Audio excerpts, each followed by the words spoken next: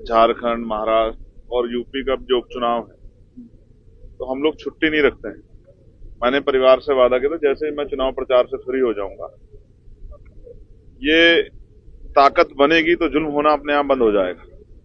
तो हम ताकत बनाने का काम कल तक का हमारा था। आज मैं सुबह ही वहां से निकला और आज परिवार से जाकर मिलूंगा। अभी तक क्या कार्रवाई हुई अधिकारियों से बात करूंगा। उस दिन मेरी सभी अधिकारियों से बात हुई थी। नामजद आरोपी कितने गिरफ्तार हुए, इस घटना का मुख्य वजह क्या है, परिवार को जो मुआवजा मिलना था उसमें क्या सरकार का रुख है, कार्रवाई क्या हुई है, भविष्य में ऐसी घटना ना हो उस पर सरकार का, एडमिनिस्ट्रेशन का, पुलिस का क्या रुख है, ये सब जानने का विषय है। तो आज मैं जाऊंगा, पहले परिवार से मिलूंगा, फिर मीडिया साथियों के साथ सब चीजें शेयर करूंगा, क्योंकि जो इन्फॉर्मेशन मेरे पास है शायद ऐसे बहुत सारे लोग हैं जिनको बचाया गया, जिनका नाम होना चाहिए, जो इस घटना के सूत्रधार है उनको बचाया गया। बाकी मैं पीड़ित परिवार से मिलकर, आप समझिए अगर उत्तर प्रदेश में खुलेआम गोलियां चल रही हैं तो उत्तर प्रदेश की सरकार और मुख्यमंत्री कही कानून व्यवस्था बहुत अच्छी है, तो ये एक मजाक है। और उसके बाद कार्रवाई ना होना, कार्रवाई के लिए परिवार को डेड बॉडी को रखना पड़ना, ये उससे भी ज्यादा जो है, ये मैं कहूंगा कि ये दुखद है कि जब पुलिस और प्रशासन पर, सरकार पे जनता का भरोसा खत्म हो जाए।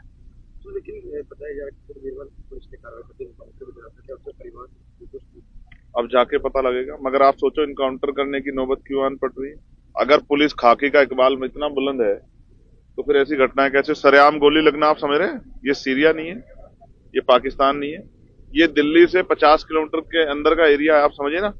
अगर जहां देश की राजधानी, जहां प्राइम मिनिस्टर हैं, होम मिनिस्टर हैं, डिफेंस मिनिस्टर हैं, प्रेसिडेंट हैं हमारे, जहां से 50 किलोमीटर के अंदर सरेआम गोलियां, तो कौन सुरक्षित है, इसकी जिम्मेदारी कौन लेगा। होना चाहिए रोज, और क्यों नहीं गिरफ्तार है, इसलिए कि मरने वाला दलित का बेटा, इसलिए गिरफ्तार नहीं कर रहे हो।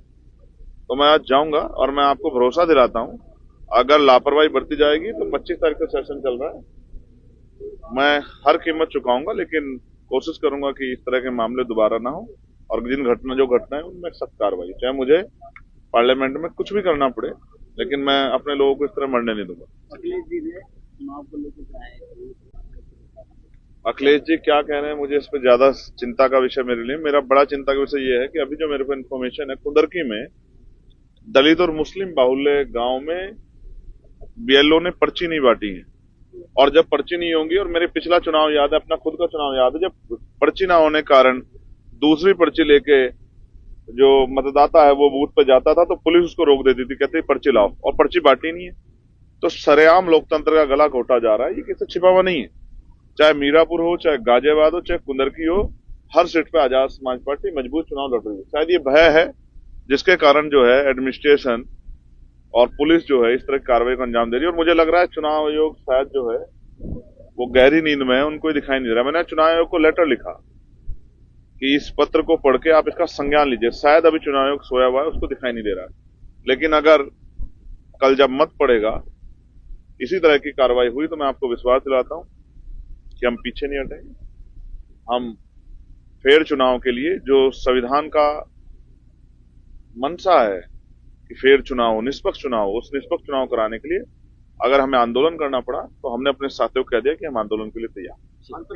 योगी जी ने पटेंगे तो पटेंगे कहा, इससे लग रहा है आपको कि यहां भीकनपुर में हुआ, ये किसका परिणाम है, और ये काटने वाले लोगों ने किया है या बांटने वाले लोगों ने किया, ये भी बताना चाहिए। और ये भी बताना चाहिए, मैंने ऐसे असंवेदनशील, जिनके अंदर की ममता, जिनके अंदर का प्रेम बिल्कुल मर गया हो, ऐसा मुख्यमंत्री मैंने नहीं देखा है। वरना जिनके प्रदेश में उनके सरकार के रहते 10-10 बच्चे जो हैं, आप महसूस करके देखिए, आप सब परिवार वाले हैं, अपने को अगर एक सुई लगती है तो कितनी तकलीफ होती है। जिनके बच्चे जिंदा जल गए, जिनकी मां की कोख सूनी हो गई, और मुख्यमंत्री मुस्कुराते प्रचार कर रहे थे कि सिर्फ सत्ता ही चाहिए। उन परिवारों से मिलने का, उनके आंसू पूछने का समय नहीं लगा मुख्यमंत्री को, उनके लिए 2 शब्द कहने का समय नहीं लगा। जांच करा रहे हो, कौन सी जांच करा रहे हो, आप ही की सरकार में तो हो रहा है। दिखा नहीं, हमने कितनी बार कहा कि कोरोना काल के बाद या गोरखपुर मेडिकल कॉलेज के बाद हमेशा ऐसी घटनाएं लगातार हो रही हैं। क्या कर रही है सरकार, बस सिर्फ बंटवारे की बात, सिर्फ जो है हिंसा की बात, और हिंसा करके या हिंसा की बातें करके मुख्यमंत्री वोट तो बटोर लेंगे लेकिन जन समस्या का समाधान नहीं करते। आज पढ़ा लिखा नौजवान बेरोजगार घूम रहा है। 1,42,000 वैकेंसियां टीचरों की जिनको नहीं भर रहे, 27,000 स्कूल बंद कर रहे हैं। किनके रास्ते बंद होंगे?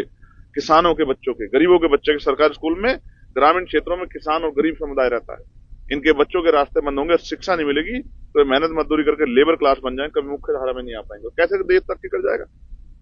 ये जो झूठ है बेनकाब होगा और जनता वोट की चोट से देखना आप कल सबक सिखाएगी।